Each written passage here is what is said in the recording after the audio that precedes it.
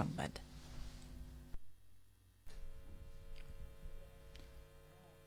আসসালামু আলাইকুম। বাংলাদেশ বেতার, রাজশাহী। স্থানীয় সংবাদ পড়ছি মোহাম্মদ শহীদুল হক সোহেল। নাটোর মুক্ত দিবস আজ। স্বাধীনতা যুদ্ধ শেষে বিজয়ের 5 দিন পর অবরুদ্ধ নাটোরে আত্মসমর্পণ করে পাকিস্তানের সেনাবাহিনী। স্বাধীনতাকে পাওয়ার জন্য বিজয়ের আনন্দ অনুভব চারিদিকে ছড়িয়ে দিতে নাটোরবাসীকে রুদ্ধশ্বাসে অপেক্ষা করতে হয় 21শে ডিসেম্বর পর্যন্ত। 1971 সালের এই দিনে উত্তরা গণভবনে আনুষ্ঠানিকভাবে আত্মসমর্পণ করে হানাদার বাহিনী। বিজয়ের উল্লাস ছড়িয়ে পড়ে চারিদিকে। যোগাযোগ সুবিধার কারণে পাকিস্তানি সেনাবাহিনী নাটোরে তাদের দ্বিতীয় হেডকোয়ার্টার প্রতিষ্ঠা করে। সমগ্র উত্তর ও দক্ষিণবঙ্গের যুদ্ধ নাটোর থেকে পরিচালনা করা হতো। শহরের ফুলবাগানে সিও অফিসে স্থাপিত হয় প্রধান কার্যালয়। শহরের বিভিন্ন প্রান্তে পাকিস্তানি সেনাবাহিনী অবস্থান নেয় নাটোর শহর 13 এপ্রিলের পর থেকে কার্যত অবরুদ্ধ হয়ে পড়ে। 16 ডিসেম্বর থেকে তারা নিজেদের গুটিয়ে নেয়। 16 থেকে 20 ডিসেম্বর উত্তর ও দক্ষিণবঙ্গের বিভিন্ন স্থান থেকে সেনাবাহিনী নাটোরে আসতে থাকে। নাটোরে আসে মিত্র বাহিনী। 21শে ডিসেম্বর তৎকালীন গভর্নর হাউস তথা বর্তমান উত্তরা গণভবনে 141 জন অফিসার, 118 জন জিওসি, 5450 জন সিপাহী এবং 1856 জন প্যারামিলিশিয়া বাহিনী নিয়ে পাকিস্তান সেনাবাহিনীর ব্রিগেডিয়ার জেনারেল নওয়াব আহমেদ আশরাফ আত্মসমর্পণ করেন। শীতের শিশির ভেজা সবুজ পাতার ফাঁকে ফাঁকে উকি দিচ্ছে হলুদ রঙের মালটা। বাগান জুড়ে এমন দৃশ্য যে কারো নজর কাড়বে। রাজশাহীর পুঠিয়া উপজেলার ফতেপুর গ্রামের বিশ্ববিদ্যালয় থেকে লেখাপড়া শেষে চাকরির পিছনে না ছুটে মালটা সহ মিশ্র বাগান করে হানিফ নাকিমের এক যুবক নিজের ভাগ্য বদলিয়েছেন। আর মিশ্র এই বাগান চাষে বছরে তার আয় অন্তত 30 লাখ টাকা। হানিফ জানান, তিনি চারঘাটের 16 ইউনিয়নে মোট 16 বিঘা জমি লিজ নিয়ে 9 বিঘা জমিতে মালটার চাষ শুরু করে। প্রথমে 1.5 ফুট উচ্চতায় 200টি মালটা এবং কমলা চারা লাগিয়ে বাগান তৈরি করেন তিনি। চারাগুলো বিভিন্ন নার্সারি থেকে সংগ্রহ করে বাড়িয়েছেন বাগানের পরিধি।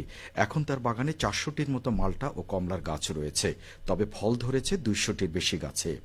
বাগান থেকে মালটা পাইকারি এবং খুচরাভাবে বিক্রি করছেন এই উদ্যোক্তা। প্রতি কেজি মালটা 200 টাকা এবং 1 মণ মালটা বিক্রি করছেন 8,000 টাকায়। এতে বিঘা প্রতি বছরে প্রায় 4 লাখ টাকা মালটা থেকে আয় হচ্ছে বলে জানান উদ্যোক্তা হানিফ। চারঘাট উপজেলা কৃষি কর্মকর্তা মোহাম্মদ আল মামুন হাসান বলেন, হানিফ একজন সফল কৃষি উদ্যোক্তা। উচ্চতর ডিগ্রি করেও তিনি চাকরির পিছনে না ছুটে এমন কৃষি উদ্যোক্তা হয়েছেন। তার মিশ্র বাগানে আমের পাশাপাশি মালটা, কমলা ও পেয়ারাও রয়েছে। কৃষি অফিসের পক্ষ থেকে নিয়মিত তাকে পরামর্শ দেওয়া হয়। হানিফের মতো এমন সফল উদ্যোক্তা দেশ জুড়ে ছড়িয়ে পড়ুক, এমনটাই প্রত্যাশা। নওগাঁর ধামইরহাটে সরকারিভাবে ধান চাল ক্রয়ের উদ্বোধন করা হয়েছে। গতকাল বিকেলে উপজেলা খাদ্য গুদামে আয়োজিত অনুষ্ঠানে প্রধান অতিথি থেকে কার্যক্রমের উদ্বোধন করেন উপজেলা নির্বাহী কর্মকর্তা মোহাম্মদ মুস্তাফিজুর রহমান।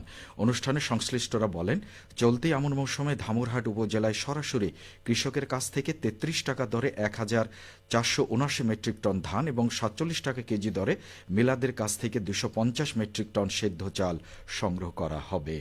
আগামী ফেব্রুয়ারি মাস পর্যন্ত ধান চাল সংগ্রহ কার্যক্রম চালু থাকবে। অনুষ্ঠানে উপজেলা খাদ্য নিয়ন্ত্রক মামুনুর রশিদ, খাদ্য গুদামের ভারপ্রাপ্ত কর্মকর্তা মোস্তাফিজুর রহমান, মিল মালিক সমিতির সভাপতি ফজলুর রহমান সহ অন্যান্যরা উপস্থিত ছিলেন।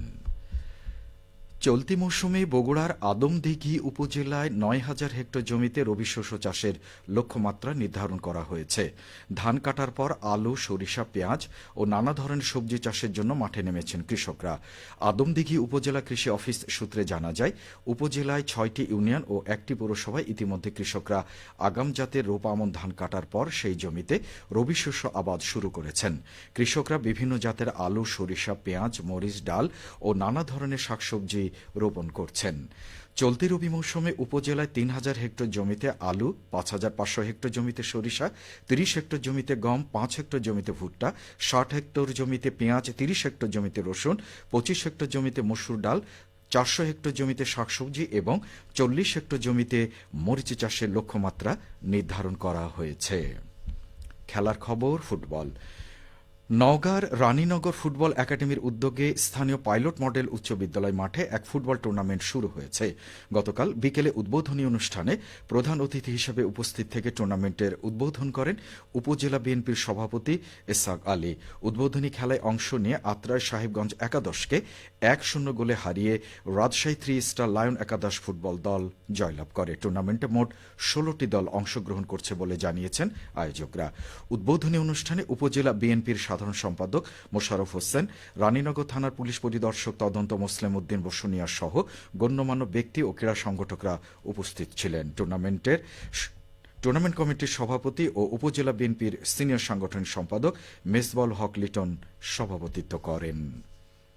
সবশেষে আবহাওয়া।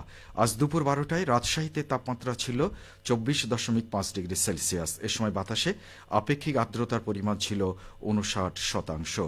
রাজশাহী ও পার্শ্ববর্তী এলাকায় আজ সূর্যাস্ত সন্ধে 5:22। সংবাদ শেষ হলো। আমাদের পরবর্তী স্থানীয় সংবাদ শুনবেন দুপুর 2:05।